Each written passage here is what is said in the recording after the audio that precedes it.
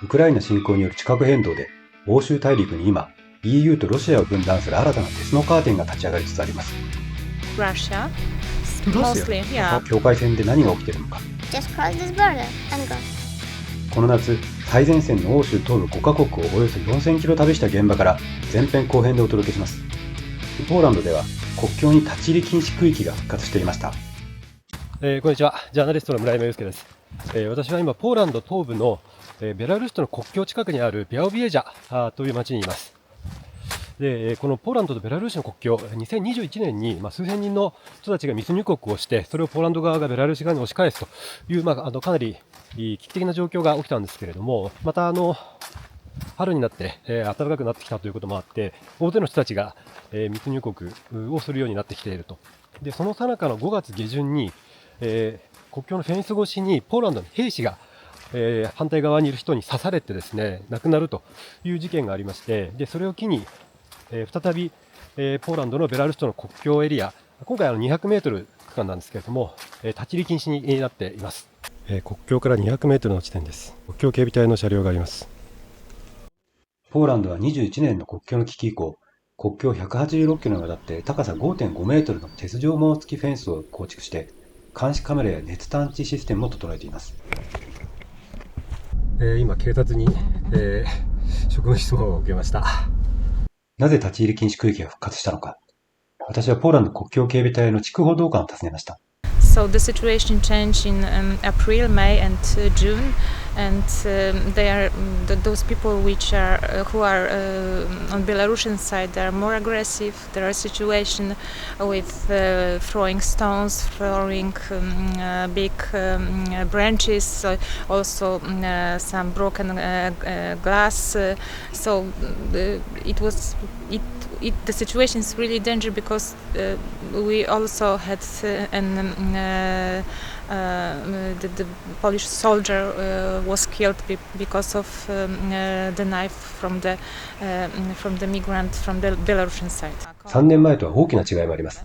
かつては多くがベラルーシから来ていましたが、今はほとんどがロシア発だと言います。But also the way of that illegal crossing, the way of that people changed that illegal way because they got legal visas to Russia. To Russia? Mostly, yeah, mostly that are visas for study, for touristic or to work, and from the Moscow they are transporting the pickup to Belarus, and here in Belarus they are waiting for other directions and places where they should illegally cross the border. So organizing a system of illegal immigration. So how many percentage do you think those people are coming from Russia? So over 50%? Most of them. Most. 移民難民に対する警戒感が高まっていまして、反移民を掲げる地元住民らが自警団を作って森をパトロールする動きも出ています。一方で、森で救助活動に当たっていた活動家らへの風当たりも強くなっています。支援ネットワークであるグルーパグラニーツァに参加する団体の拠点を訪ねました。場所は明らかにできませんが、スマホはベラルーシの電波を勝手に掴む国境そばの民家でした。ここがベラルーシ国境の、移民や難民を支援する活動をしている団体の拠点です。So it's upstairs. Thank you. この上が倉庫になっています。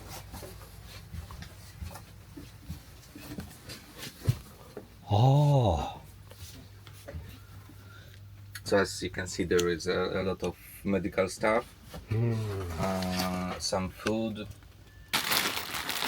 So here are some chocolates, some canned food. It's super busy time.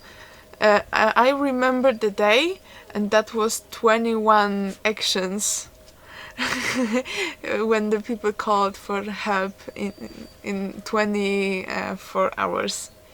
Our warehouse was mostly like empty. 団体の理事は、兵士の死を境に支援活動への風当たりが強まっていると言います。I believe that it was a bigger part of the society who supported our actions and who were against harming refugees and against pushbacks. But now Now the situation changed. The support from the society decreased very visibly, and this also means that we don't have enough support from the society in fundraising, and it is much harder. Read, for example, comments on Grupa Granica Facebook page. They are absolutely horrible. They are calling other people to kill us.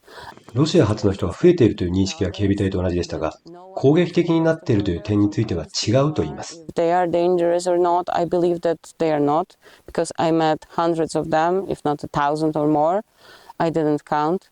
And none of them was dangerous in any way. I think that our experiences are the proof who these people are.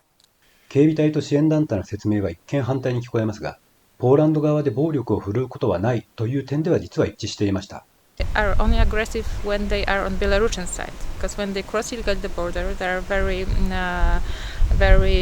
easy, very calm. なぜベラルーシ側にいる時だけ攻撃的になるのか。国境を越えて重傷を負ったアフガン人女性は、ベラルーシ側での切迫した状況を語りました。イスラム主義組織タリバンが権力を総額したアフガニスタンで、ロシアの学生ビザを取得して21年にモスクワに避難。滞在期限が切れた後、人づてに欧州への密航組織を知ってベラルーシ国境へ。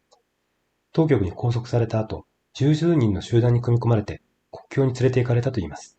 And he said, you needed to just wait here until it's going to be 2 or 3 o'clock. And then you needed to go and dig this fence. And he said, if I see someone of you again in here, in this jungle of the Belarus, I will kill you, or I will shoot on you. So you didn't need to go back. You needed to just cross this border and go. 彼女は手製のはしごで登ったフェンスから転落して、ポーランド側に背中から落ちて意識を失いました。救助されて約2ヶ月間入院し、背中や足に金属板を埋め込む手術を3回受けて、今も腰回りの感覚はありません。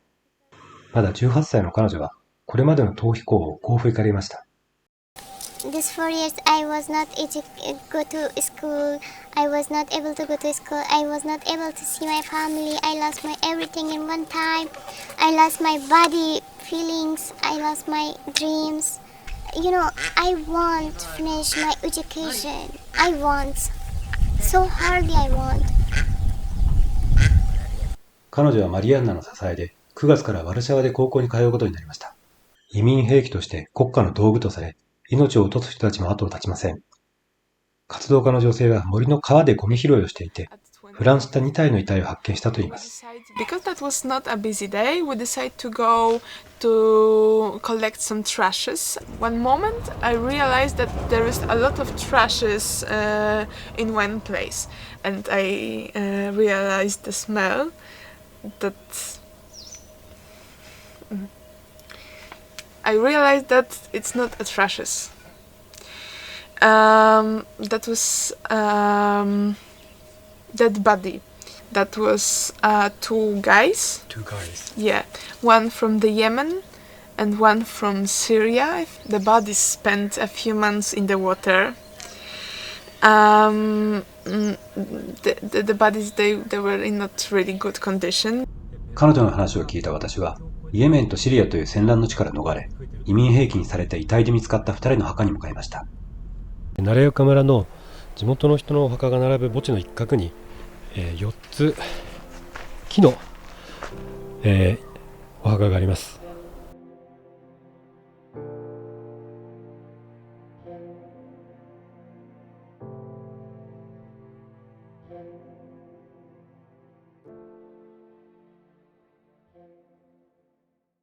こんにちは、ジャーナリストの村山祐介です。私がオランダに拠点を移してから1000日の取材をまとめたノンフィクション、移民難民たちの新世界地図、ウクライナ発地殻変動1000日の記録という本を7月18日に新潮社から出版しました。人、物、金、情報の巨大な本流を巻き起こしたロシア軍によるウクライナ侵攻、その現場で何が起きていたのか、私自身3万キロの旅をしながら、その道中で出会った600人に話を聞いてまとめた本です。YouTube チャンネルクロスボーダーリポートを通じた動画での発信も続けていきます。こうした活動を後押ししてくださる気持ちのある方、ぜひメンバーシップへの参加もご検討いただければと思います。それではまた現場行ってきます。